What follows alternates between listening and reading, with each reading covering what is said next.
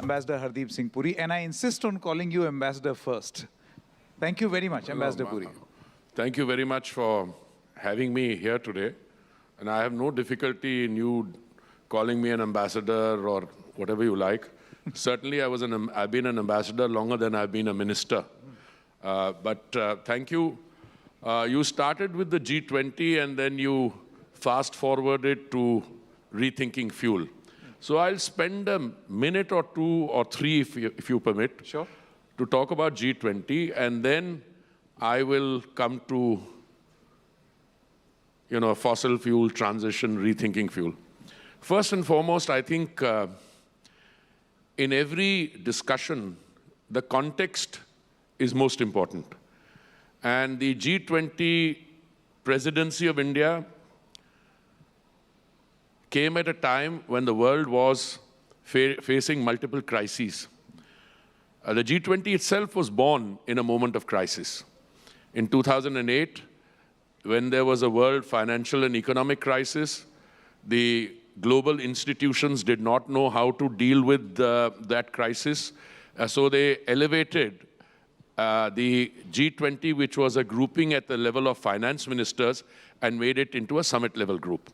And the G20 summit in London 2010 helped address that, because the IMF, World Bank, the GATT or WTO could not address it.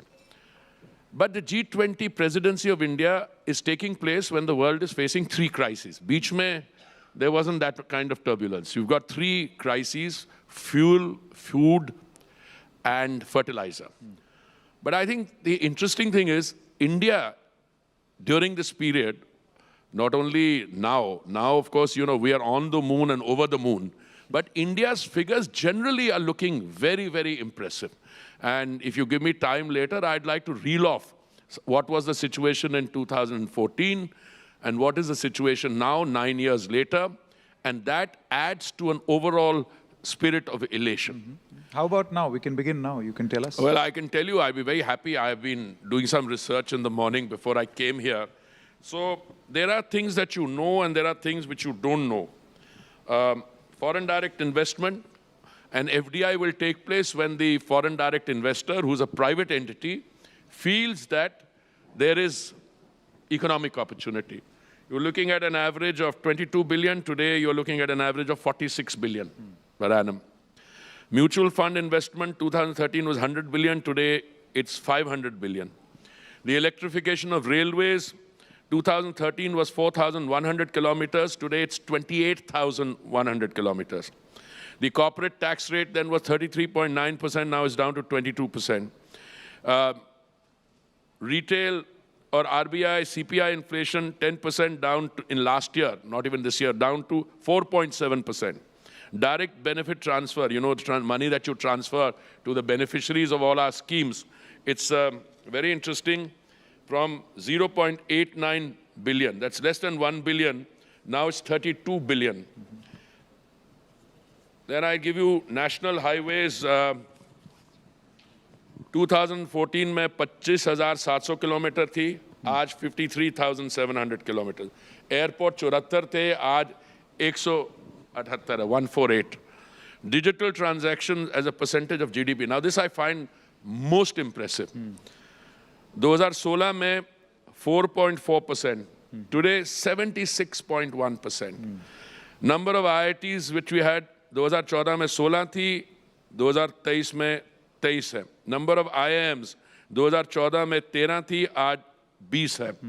Look, I can go on and on. Yeah. But the feel-good factor in India, where India has traveled, and that is reflected in turn in the fact that you've moved from being the 10th largest economy to the 5th largest economy. जब मैं कुछ वर्ष पहले कहता था that we are going to be a $5 trillion economy, some of my friends, I don't know how to describe them. Their friendship, I think, has never been in doubt. Their liberal wonkiness was in doubt. ये sir कभी $5 trillion इतने challenges है, right? Challenges तो हैं, और challenges तो आज भी हैं. But today, when you talk in terms of being a, let's say, $10 trillion economy by 2030, no one has any doubt. Or आप आगे बढ़ते, बाय द वे ये जो मैंने आपको रील आउट स्टैटिस्टिक्स किए थे, ये रोल आउट किए, मेरे नहीं है, ये मॉर्गन स्टैनली के हैं। आज सुबह मैंने एक रिपोर्ट पढ़ी and the preambular was, and I will conclude with that, and forgive me, I am not trying to say this, not my view, Morgan Stanley's views, India's future looks like China's past. I think that sums up that growth area, the growth potential that India demonstrated in the last 9 years and the years ahead. And he's recalling China's past. I'm not saying China will not have a great future. I don't know. I don't study the Chinese economy in that detail. But there are fault lines there. Some sectors of that economy are under strain. The real estate sector to begin with, about which I know a little. But now I want to fast forward to fuel. And before Ambassador Puri, you answer questions on fuel. This point that you made on $5 trillion economy, some of your friends, since you mentioned them, उनका ये भी कहना था कि ये तो अपने आप ही हो रहा था. The whole theory of compounding. तो आपने ऐसा क्या किया? आप उनसे ये सवाल पूछिए, अगर अपने आप ही हो रहा था, आपने क्रेडिट क्यों नहीं ले लिया? जब हम कह रहे थे, जो मैं बात कर रहा हूँ 2017-18 के बाद, जब मैं मंत्रिमंडल में आया, तो मैं ऐसी बातें करनी शुरू की थी, ये तो हो ही नहीं सकता, असंभव है. अगर अपने आप हो रहा था, यू शुड से हमने काम किया, उसके कारण हो रहा है. But you know, I mean, frankly, I think every one of us, when we get up in the morning, we can decide how much of a fool we want to make of ourselves that day. You know, it's in a democracy like India, where there is freedom of speech, freedom of action, you can get up and make an outlandish statement. If I start cataloging what they've been saying, भाग जाते हैं. But you know, this is a shoot and scoot politics. शुरू से कोई बेवकूफ़ी की बात करते हैं, and then when they say, यार ये तो गलत हो गया, फिर change the subject. But if you want me to come to fuel. Yeah, from fool, let's come to fuel. Good one, good one. देखिए, ऐसा है, मैं आपके सामने एक proposition रखता हूँ, और वो ये है कि आप मान लीजिए कि आपके पास बहुत बड़ा न्यूक्लियर आर्सेनल है. उसका nuclear Arsenal by itself does not translate itself into political और इकोनॉमिक और global standing. Because it is entirely conceivable that you can have a large nuclear arsenal and yet you can have a large country disintegrate. Point one. Point two, there are some things which are clear indicators or clear providers of how an economy is going. And I submit to you, fuel consumption is one such indicator. Why am I saying this? India's fuel consumption today, on an average, is 3 times the global average. How do I say that? If there may be a pandemic, there may be slowdown, there's drop in demand, but if global growth, demand grows by 1%, India's grows 3%. Fuel consumption is a very good indicator of the state of your economy. That's the first position. The second one, when you talk about transition or rethinking fuel, yes. What are you rethinking? You're not rethinking energy. You are rethinking clean energy. In other words, agar aapki dependence on fossil fuel was 100%, how much is it today? All right, I give you a starting point, since we are talking about my erstwhile, no, they are still my friends. Their political tags are a little in doubt. 2014 तक, और मैं आपको अपना experience बताता हूँ, जब मैं 2002 की बात है, 3 की बात है, जब मैं ब्राज़ील में 6 की बात है, 2006 में जब मैं ब्राज़ील गया एज इंडियाज एम्बेसडर, हमने बड़ी कोशिश की कि हमारी उनके साथ कोलैबोरेशन बायोफ्यूल्स में हो. तो उस समय भी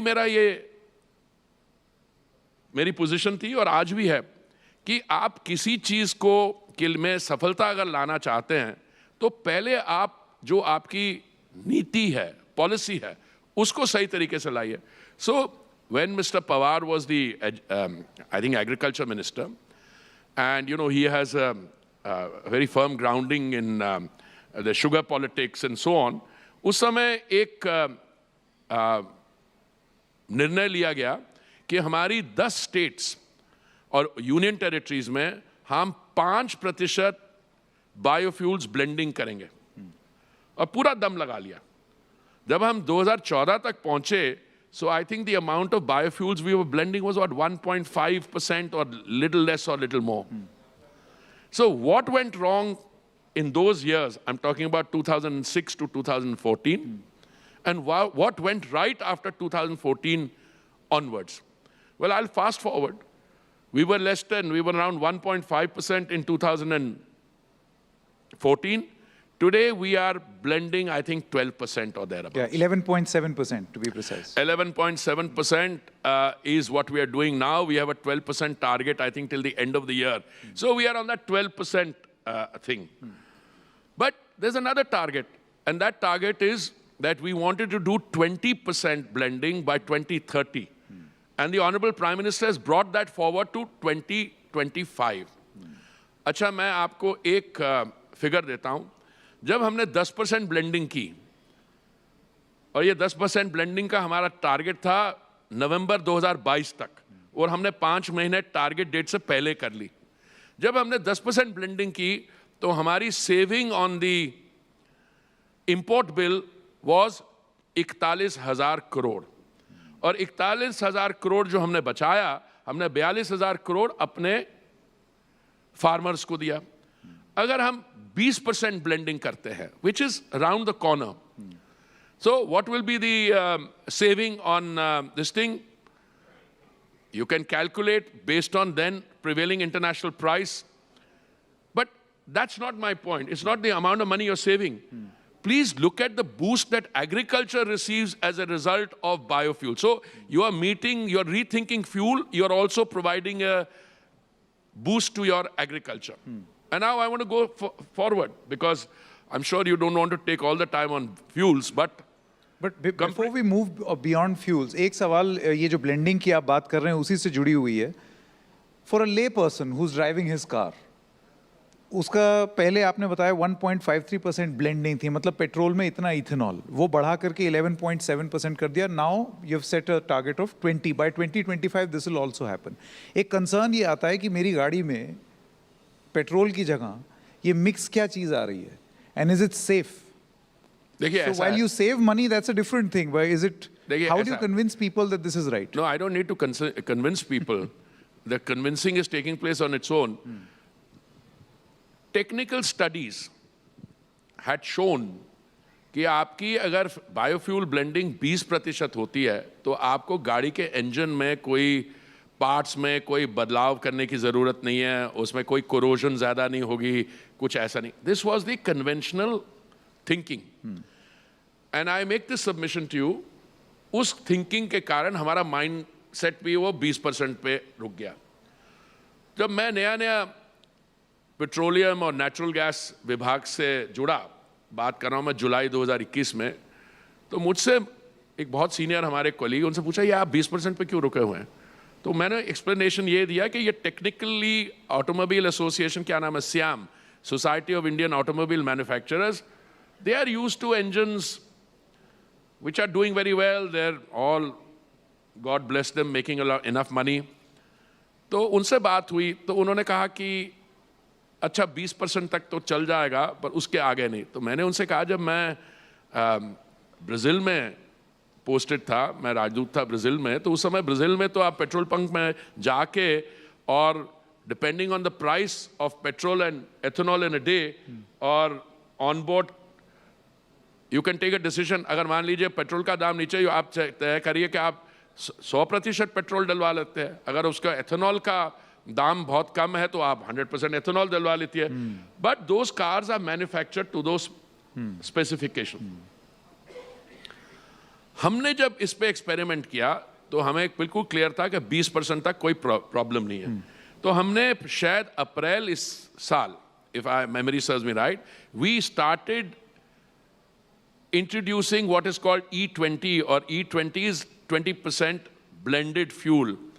And if memory serves me right, the latest figure I saw is कि 2000 पंप्स हैं जहाँ पे E20 बिक रहा है. अच्छा, आप ये देखिए कि इसमें मैंने I gave you the example of my senior colleague who questioned me. मैंने कहा कि इसका रीजन ये था, पर मेरी चिंता कुछ और है. मेरी चिंता ये थी उस समय कि हम मान लीजिए 20% से ज्यादा टारगेट रख देते हैं. Do we have the resilience in the system to ensure that the amount of ethanol required, and we've diversified the feed. हम अभी मक्का से भी बनवाते हैं, हम from sugar, from bamboo second generation. We are also making it from agricultural waste, from parali. Will we be able to get that? Today I can tell you with confidence that two things have happened. एक तो मैंने एक I took a small step, but I think it had its impact. I invited my Brazilian counterpart, और मैंने उनको request किया कि आप अपनी जो ऑटोमोबाइल मैन्युफैक्चरर्स हैं उनकी एक डेलीगेशन साथ में लाना. और ऑटोमोबाइल जो मैन्युफैक्चरर्स हैं ब्राज़ील में, कंपनीज तो वही हैं, वही जर्मन कंपनीज हैं, वही जापानी कंपनी है. तो मेरे बड़ी खुशी हुई, बिकॉज जब वो यहाँ आए, अगर भाई ब्राज़ील में चल सकती है 20% से ज़्यादा वाली एथेनॉल वाली गाड़ी, तो यहाँ क्यों नहीं चल सकती? मैन्युफैक्चर तो वही है. It's not as if it's a different manufacturer. And I am very happy to inform you that I'm very clear that the kind of cars which are coming in here now are called E85. Matlab, they will be able to take biofuels up to 85%. Oh, wow. So, we have overcome that. Second, we have not stopped at this. We are now looking at the green hydrogen. First, let me go to compressed biogas, natural gas. Sure. I'm very happy when we were walking in, whoever was your master of ceremonies was describing me as the Minister of Petroleum and Gas. I said, I like the second part. But no, it's natural gas. There's a difference between natural gas and liquefied petroleum gas. Let me give you what the difference is. Liquefied petroleum gas, which is a pure cooking medium, that is what my OMCs have to sometimes carry on their shoulders when there are torrential rains and deliver. Natural gas is used in automobiles, it's used in the industrial sector, it's used in a variety. Now, liquefied petroleum gas is made from crude oil, the other one comes out. So what are we doing? We are increasing the percentage of gas in our fuel mix from 6% to 15%. We're well on the way. And it's going to cost about an investment of $60 billion. It's taking place. We have just now, if memory serves me right, otherwise my young friend will correct me, we have about 7 liquefying stations. You see, gas is not transported across the sea. You come in liquid form, it comes to the port of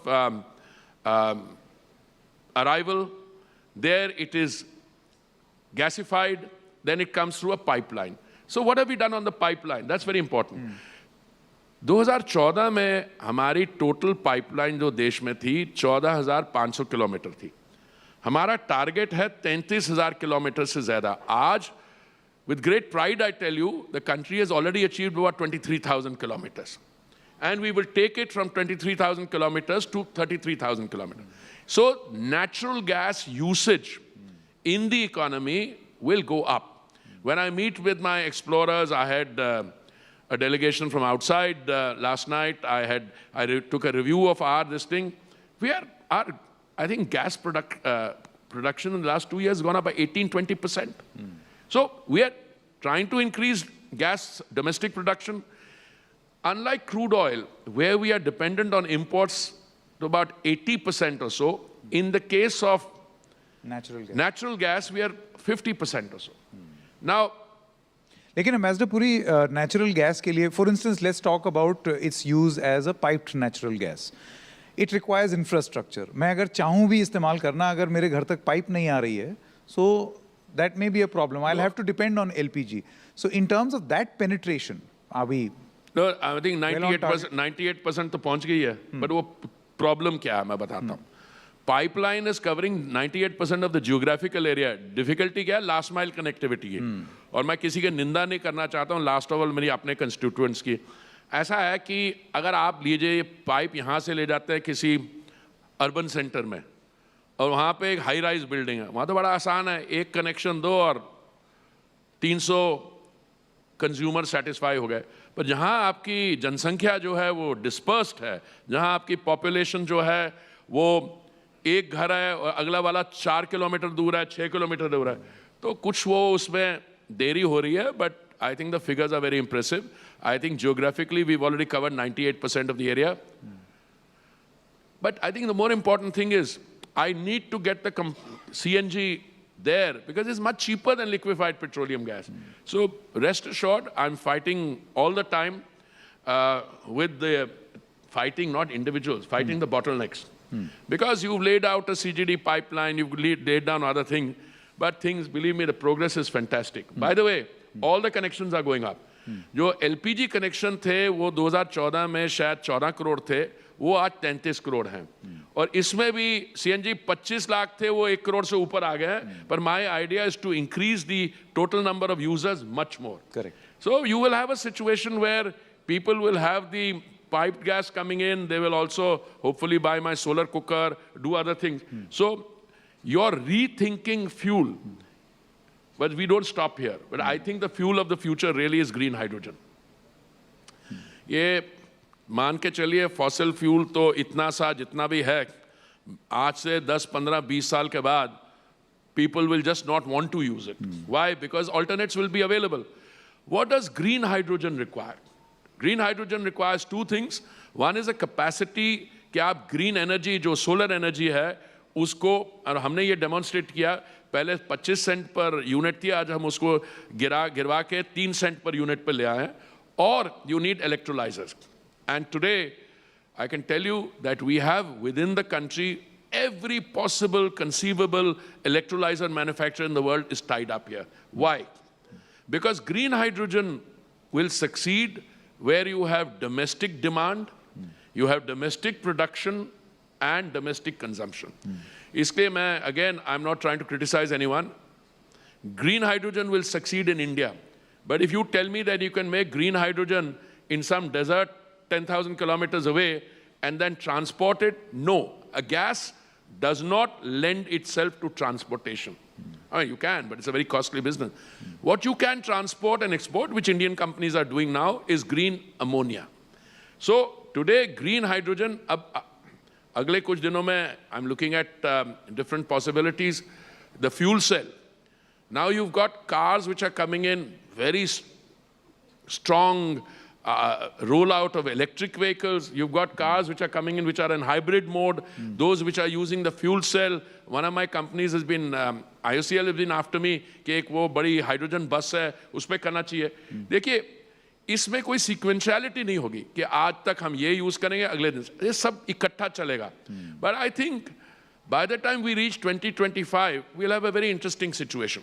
2025 में 20% biofuel blending होगी. We would have shed our inhibition, and I call it an inhibition, कि because if E85 vehicles are slowly beginning to come in, then you will do more biofuel. Plus, now I get pressure from all the feed providers. By feed providers are maize. A lot of people say, sir, aap maize aur khareediye, aap sugarcane aur khareediye. So it's adding to the agricultural momentum. And then when you do this, the CNG increases, number of cars on CNG.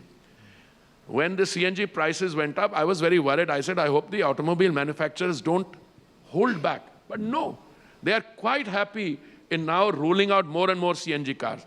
So I think in many ways, India represents, and that is the real India story. Chandrayaan, on the moon, over the moon, complete transformation in terms of the automobile. And we are one of the largest automobile manufacturers in the world. And on top of that, you take this fuel, because rethinking fuel is not just personal automobile. You look at your urban transport system. Our metro system is going to be the second largest in the world after China, overtaking the US. But more than that, the Prime Minister just approved how many 10,000 electric buses for city operations. So, I mean, when Mr. Kejriwal matures from his Revdi politics into mature politics, he will discuss that instead of cannibalizing the old fleet, it's better to accelerate the electric vehicles coming in based on an agreed, transparent and predictable method of funding and operation. Ambassador Puri, this point that you made about green hydrogen being the future fuel, किसी भी ईंधन को मास acceptability मिलने के लिए वो readily available होना चाहिए, उसका एक इंफ्रास्ट्रक्चर तैयार होना चाहिए. इसकी पाइपलाइन के बारे में आप क्या बता सकते हैं? मुझे आपका जो mass acceptability and that benefits to the fathers first, I love that because that's what our operating philosophy is. देखिए, ये समय समय की बात होती है. जब गैस सिलेंडर शुरू हुआ, मैं बात कर रहा हूँ मेरे अपने childhood, and I am very old so it must have been many years ago. वो गैस सिलेंडर मिलने में ऐसे लगता था कि बड़े आपने बहुत बड़ी चीज कुछ हासिल कर ली if you manage to get a gas cylinder. Why? Because our mothers and sisters were spared the toxicity which comes in a kitchen, okay? Because they were using wet wood, they were using coal. I remember when I was a child, my grandmother used to use a koile ki angithi, and you know, used to fuel it by, उसमें हवा में छोटी सी opening होती थी, उसमें कोयला पड़ता था, कभी वो गीला होता था, and the whole small place we lived in was completely You move from there. Today a gas cylinder, बाकी तो छोड़िए, उज्ज्वला स्कीम में हमने 9 करोड़ 60 लाख गैस सिलेंडर दे दिए. So acceptability and to the farthest first, I think Ujjwala is a scheme which showed it. जब महामारी के दौरान जब लॉकडाउन था तो हमने 3 सिलेंडर फ्री दिए to every beneficiary, and this is where it goes to the below the poverty line, economically weaker section. If 9.6 crore cylinders has to increase to 10 crores, if there's demand, we'll do it. So the person who is the most vulnerable is the highest priority. So I come to that. So you start with that. Secondly, insofar as fuel is concerned, please note that today 70% of our traffic on the roads, vehicular traffic, is of 2-wheelers and 3-wheelers. That's where the common man comes in. And they are using battery operated. But the cost of all these fuels, whether it's ethanol made from different feeds like second generation bamboo, third generation gases, or second generation agricultural waste, the cost keeps coming down, but you have to scale up. I think green hydrogen is precisely one such case. Once the cost of electrolyzers, they're domestically manufactured, because then you need what? You need sunshine, you need water, and you need an electrolyzer, because solar ka cost niche le aaya hai. And the success will come from our refineries. Abhi hamari 11 refineries hai ek company ki. Already 2 they are doing, and I'm coaxing him one of these days, we'll get him to announce it. He's using another 2 for this thing. Once that comes, cost comes down. But I still think you have to go through the progression, through batteries, because 70% is that. Correct. 2-wheelers and 3-wheeler. Then you go to 4-wheelers, then you go from existing fuels to cleaner fuels. All that is happening simultaneously. So that transitioning, I understand, that point you made. But I'm sure you must be having some sort of a blueprint or an idea or a timeline to which you would successfully tell yourself that, okay, now, I in 2023, in a hall, I had said that this is the fuel of the future. This is what I think. By this time, it will be the fuel. See, I'll tell you, much of this is about what is called the popular narrative. जब हमने, मैं शायद 2021 में, माननीय प्रधानमंत्री जी जब देश को संबोधित कर रहे थे लाल किले से, तो उन्होंने तब कहा था कि we are going to take up green hydrogen in mission mode. All right? Many smart and enlightened anchors after that asked me, क्या हो रहा है? अभी तक कुछ हुआ नहीं कभी. देखिए, एक country की transition करवानी एक point से दूसरे point तक, you need to have your ecosystems right. So what were the ecosystems that he did? When the PM says something from the Red Fort, take it, he means it, and he'll get it done, especially this PM. उन्होंने 2014, 15 अगस्त को जब संबोधित किया था, he said, the greatest tribute we can pay to the father of the nation when we celebrate his 150th birth anniversary is to make India open defecation free. 2014 में कहा था, हो गया 2019 में, एक स्टेट नहीं हुई, but वो भी हो गई अब. तो ये policy pronouncements and ecosystem transformation, 2 steps I tell you. एक कैबिनेट डिसीजन हुआ, I think it was fantastic, कि 17,000 करोड़ शायद हमारी जो PLI स्कीम है, प्रोडक्टिविटी लिंक्ड इंसेंटिव स्कीम, उसमें electrolyzer manufacture was included. And it worked. Now you have, as I said, just about every, I'm not saying they're all drawing from the PLI scheme. They're coming here because they see economic potential and they see the, I'll be very frank, ability to make money. Also, foreign investor, they're not going to come out of philanthropy or altruism. They will come because there's an economic opportunity. Then there was another decision taken whereby specific responsibilities were given. Okay, what can the steel sector do? What can we do? So I think we've got the basics in right. I tend to make statements more on the cautionary side. I have now seen one economic entity has brought in, what, $32 billion of investment from other places. Why are they investing in India? Because they think India is a place where green hydrogen research, manufacture will take place, and ultimately India will be a staging point for the others. You know, the most important question you have to answer is, till when will fossil fuels be a viable, competitive thing? And that's the most important. Because if we go at the current level, you've got two competing global trends. One is those who say, fossil fuels ko ekdam khatam karo.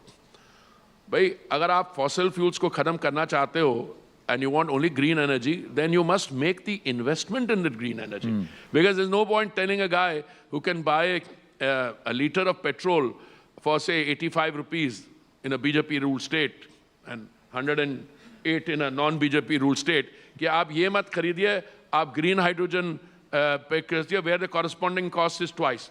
So the two processes will take place simultaneously. And my answer to your question is, this will happen sooner than later. Fantastic. Now, my next question, and we are coming to the close of this session. You see, whatever fuel we use, there is a concern of pollution and its impact on climate change, right? That is always a driving force when, I'm sure you must be deciding something or thinking about something. ये argument कई बार हमने देखा है, अलग अलग international forums पे भी देखा है कि जो डेवलपिंग कंट्रीज़ हैं, those who are part of the global south, they are told कि अब आप पोल्यूशन कम कीजिए, आप इसके बारे में ज़रा सोचिए, ध्यान दीजिए. And this is being said bye countries who have already had there fair share of pollution, have progressed, and they should be very happy about the progress they have made. But the argument is that it's a bit rich on their part to suggest to the developing world that you contain your growth, whereas, you know, we have had our share. How do you look at this? No, if I were not in this distinguished gathering, I would give you some inner thoughts, but I'll spare you those now. You see, it's very easy that you can go around polluting the world and then you provide prescriptions to the others. माननीय प्रधानमंत्री जी की उनका दायित्व संभालने से पहले थोड़ा हमारी पॉलिसी में भी कंफ्यूजन था. और मुझे याद है जब डॉक्टर साहब प्रधानमंत्री थे तो मैं I was a senior civil servant, तो बहुत बार क्लाइमेट चेंज कॉन्टेक्स्ट में ये सवाल उठाया जाता था कि where is India, what is India's position. So I remember one of us cheekily saying, sir, are we part of the problem or are we part of the solution? So obviously Dr. Saab, very measured in his words, wouldn't say it. So when one of us quipped there, saying, if you want to be part of the problem, तो आप ना एक negotiator का नाम दे, उनको आगे कर दो. अगर if you want to be part of the solution, तो किस दूसरे को कर दो. But this kind of zigzagging went on till I think COP21.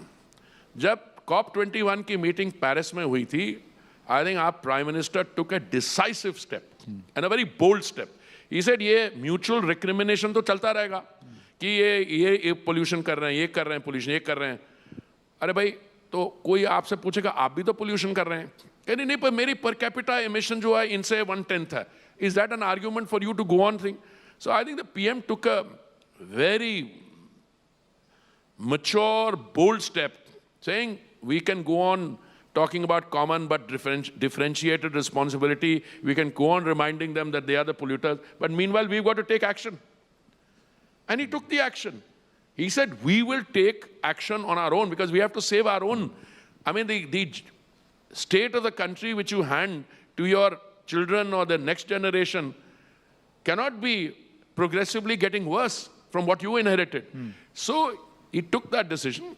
And even on that 2070 जो commitment थी net zero की, मुझे याद है माननीय प्रधानमंत्री जी, before he took off from Delhi, there was talk. He said, नहीं, India can't do this. ये US envoy हैं, क्या नाम है उनका, जो पुराने जॉन कैरी, उसके पहले एल गोर भी आए थे, मुझे याद है, तो बातचीत हो रही थी, वो सब कह रहे थे in India should do something. I don't know what the bureaucracy's advice to the Prime Minister was, but I think somewhere in the flight between wherever he was taking off from and Glasgow, PM made up his mind that he will, and he announced in net zero. उससे क्या effect हुआ? हमारी जो oil companies हैं, I don't think they're here today, उनसे पूछा जाए, कोई कहती है मेरी 2035 net zero commitment है, कोई कहता है 2040 है. You see, once the boss gives you the target, and once he says karna hai, then it happens. And then we've got all kinds of other commitments, 2030 tak ye karna hai, itna percentage wo karna hai, etc. So this is now part of what I call an active part of our consciousness. And this is now going to bind us. So whether it is biofuels, compressed biogas, CNG, green hydrogen, how green is green? I'll tell you very frankly. I don't get that excited about electric vehicles because my point is if the grid is not green yet, I'm glad. An electric vehicle emits less pollution than, let's say, a normal other vehicle. Yeah, but how are you making electricity? No, basically, this is, I'm coming. So the whole grid is changing. So a lot of people will tell you, I mean, I've had global experts come and tell me, you know, Minister, you should, we are very impressed with your green hydrogen, but don't make it exclusively green because there is a blue stage there where it is much better than now, if not totally green. So I think the Indian story is a sui generis one. It's unique because the kind of challenges you've got to feed, and as you keep reminding me, the people who are most vulnerable, we've got to get to them. We have to make sure they are moving, they have moved. By the way, as part of that, we also have an active discourage the use of kerosene policy. And discourage the use of kerosene means physically we are now bringing it, we are reducing it. I get a lot of flack from some of the states which want higher kerosene quotas for a variety of reasons. But it's moving. Even in Varanasi, we converted all the kerosene-powered boats into CNG boats during the, I think, India Energy Week or thereabouts, yeah. Ambassador Puri, thank you so much for your time. Thank you. Thank you.